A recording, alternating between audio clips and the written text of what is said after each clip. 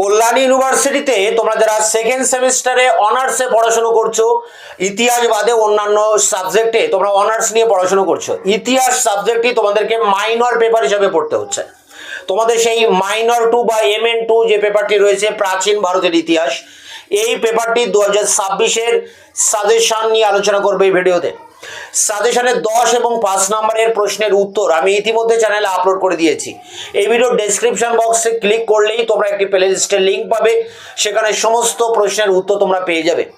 এই পেপারের যে শর্ট প্রশ্নগুলো পরীক্ষায় আসে, সেই শর্ট প্রশ্নের একটি ভিডিও খুব দ্রুত তোমাদের সামনে নিয়ে আসবো। তোমরা সাজেশনের 10 এবং 5 নম্বরের প্রশ্নগুলো ইউটিউবে বাংলায় লিখে সার্চ করলেই আমাদের অ্যান্সার পাবে। এছাড়া ভিডিওর description box playlist click করলেও তোমরা অ্যান্সারের লিঙ্ক পেয়ে যাবে। তো দেখো, এখন আমি অন স্ক্রিনে তুলে ধরছি কল্যাণী ইউনিভার্সিটির সেকেন্ড সেমিস্টার হিস্ট্রি মাইনর 2 এই পেপারটি 2026-এর ফাইনাল সাজেশন, যে জায়গা থেকে তোমরা খাতায় নোট ডাউন করবে। Kalyani university second semester history minor 2 suggestion 2026 group এ, যেখানে 10 নম্বরের প্রশ্ন উত্তর লিখতে হবে। তার জন্য যে প্রশ্নগুলো তোমরা পড়বে দেখো, প্রাচীন ভারতের ইতিহাসের প্রত্নতাত্ত্বিক উপাদানের গুরুত্ব লেখো। হরপ্পা সভ্যতার প্রধান বৈশিষ্ট্য, বিশেষ করে তার নগর পরিকল্পনা উল্লেখ করে তার বৈশিষ্ট্য লেখো। আর্য বিতর্কটি আলোচনা করো। ঋগ বৈদিক ও পরবর্তী বৈদিক যুগের সমাজ অর্থনীতি কেমন ছিল।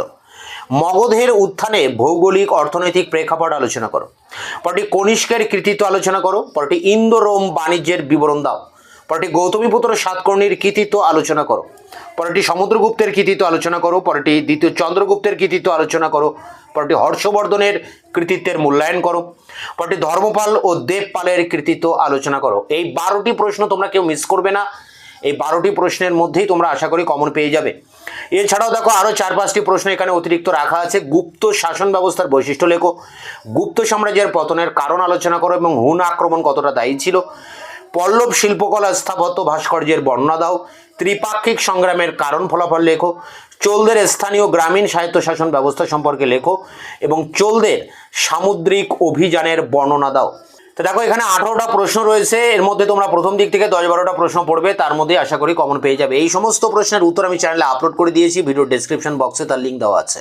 গ্রুপ বি, যেখানে 5 নম্বরের টিকা প্রশ্নের উত্তর লিখতে হবে। তার জন্য তোমরা পড়বে মধ্যপ্রস্তর যুগের বৈশিষ্ট্য, নব্যপ্রস্তর যুগের বিপ্লব, হরপ্পার স্রষ্টা কারা, হরপ্পার ধর্ম, বৈদিক যুগের নারীদের অবস্থা, অর্থশাস্ত্র, ইন্ডিকা, অশোক মৌর্য শাসনে কি কি নতুন সংযোজন করেন, অশোকের কলিঙ্গ যুদ্ধের তাৎপর্য, গান্ধার শিল্প, সঙ্গম সাহিত্য, ষোড়শ মহাজনপদ, কৈবর্ত বিদ্রোহের কারণ প্রকৃতি, দ্বিতীয় পুলকেশীর কৃতিত্ব, হুন আক্রমণ প্রতিরোধে স্কন্দগুপ্তের কৃতিত্ব, বৈষ্ণব ও শৈব ধর্ম, বিশেষ করে আলবার ও নায়নার, পাল সেন যুগের সাহিত্য, সাতবাহন আমলের সমাজ অর্থনীতি রাজনীতি, পাল সেন আমলে বাংলার সমাজ, চন্দ্রগুপ্ত মৌর্যের কৃতিত্ব, মহাপদ্মনন্দের কৃতিত্ব এবং বল্লাল সেনের অবদান বা কৌলিন্য প্রথা।